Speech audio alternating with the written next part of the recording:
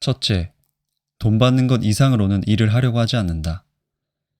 정해진 시간에 좀 더 많은 땀을 흘리거나 시간을 초과해서 일한다고 해서 돈을 더 받는 것도 아닌데, 고용주들이 그런 요구를 하는 것은 자기를 좀 더 부려먹으려는 수작에 지나지 않는다고 여긴다. 오늘 1시간을 더 했다면 그날 저녁 당장 대가가 더 주어져야 한다고 믿는다. 그러니 돈 있는 사람들이 볼 때는 모두가 그놈이 그놈인 셈이므로 잘해줄 필요를 느끼지 못한다. 하지만 고용주들의 이러한 태도를 가난한 사람들은 있는 놈들이 더 지독하다고 바라본다. 그 있는 놈들이 일을 더 헌신적으로 잘하는 사람을 곁에 두고 싶어 한다는 것은 까맣게 모르며, 기회는 바로 그 있는 놈들로부터 주어질 수 있다는 것을 상상조차 하지 못한다. 둘째, 아무 일이나 하려고 하지 않는다. 농촌 인구가 도시로 몰려들던 60년대와 70년대, 미국인 문화인류학자 빈센트 브란트는 청계천 주변의 판자촌에 살면서 빈민층 연구를 했고 흥미있는 논문을 발표했었다. 그 내용은 한국의 판자촌 주민들은 외국의 슬럼가처럼 숙명처럼 가난이 뒤따르는 곳이 아니라 일정 기간이 지나면 주택가로 옮겨간다는 내용이었다. 이것은 6.25 전쟁 때 남쪽으로 내려온 피난민들이 처음에는 빈민이었으나 세월이 흐르면서 가난에서 상당수가 탈출했음을 보아도 알 수가 있다. 어떻게 그런 일이 가능했을까? 일자리가 너무나도 부족한 상황에서 아무 일이나 닥치는 대로 하다가 기회를 잡았기 때문이다. 일을 하지 않으면 당장 굶어 죽는 처지였기에 일을 가려서 한다거나 몸이 편한 일만을 찾는다는 것은 꿈 같은 이야기였다. 지금의 수많은 빈민들은 그렇게 하지 않는다. 마음에 들지 않는 일을 하지 않아도 굶어 죽지는 않는다는 사실을 알기 때문일까? 셋째, 자신이 받았던 돈의 액수 이하로는 일하려고 하지 않는다.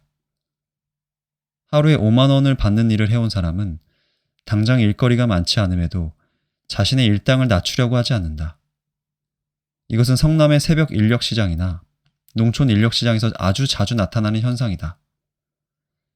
나 같으면 하루 5만 원 받는 일을 일주일에 3번 하느니 일단은 하루 3만 원 일거리를 일주일 내내 할 것이고, 나를 고용한 사람이 나를 반드시 다시 찾도록 만들 것이다. 그때 비로소 나는 내가 얼마를 받고 싶어 하는지를 말할 것이다. 가난한 자들이 그렇게 하지 않는 이유는 무엇일까? 세상 이치를 모르기 때문일까? 아니면 어설픈 자존심 때문일까?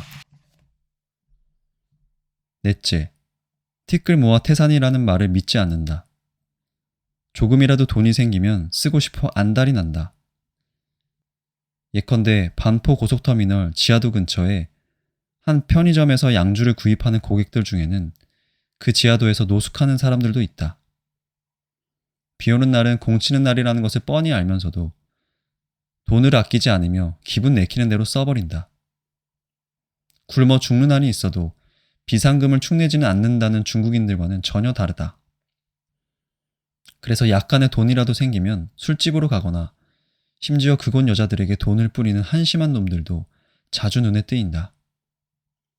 이런 습성은 그 자녀에게도 물려지고 그 자녀들 역시 한 푼이라도 생기게 되면 오락실로 달려가거나 PC방에 가서 진을 친다.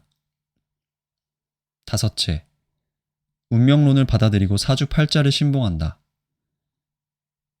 정주영이나 이건희 같은 사람은 무엇을 했어도 부자가 될 팔자지만 자신은 뭘 해도 마찬가지라고 생각한다.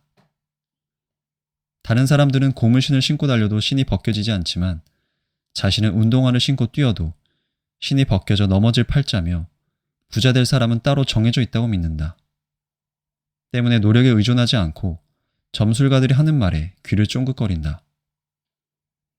생각과 행동에 문제가 있기 때문에 가난을 자초한다는 지적은 개짖는 소리로 여기며 자신은 한다고 하는데 타고난 팔자가 더러워서 어쩔 수 없다는 식으로 생각한다. 실제로는 사주팔자를 자신의 게으름에 대한 방패막이로 사용하고 있을 뿐이다. 여섯째, 세상을 일방적으로 해석하고 쉽게 흥분한다.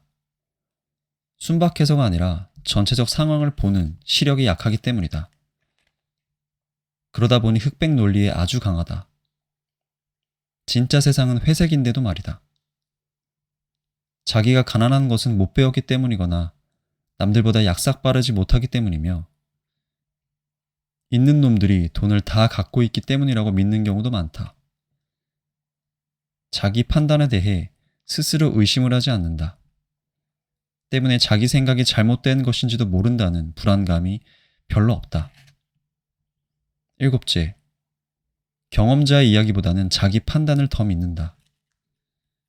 예컨대 선택의 기로에 서서 나에게 조언을 구한 사람들 중 많은 수는 내가 충고한 대로 하지 않고 자기 생각대로 한다.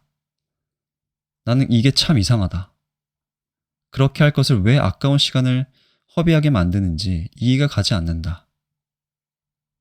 당신이 미래에 부자가 될 수 있는지 없는지를 판가름할 수 있는 방법이 있다. 가난한 친구들을 찾아가 부자가 되는 방법에 대한 그들의 말을 귀담아 들어보라. 그들의 말에 당신이 공감을 한다면 당신도 가난한 자들의 공통적 특성을 갖고 있음을 깨달아라.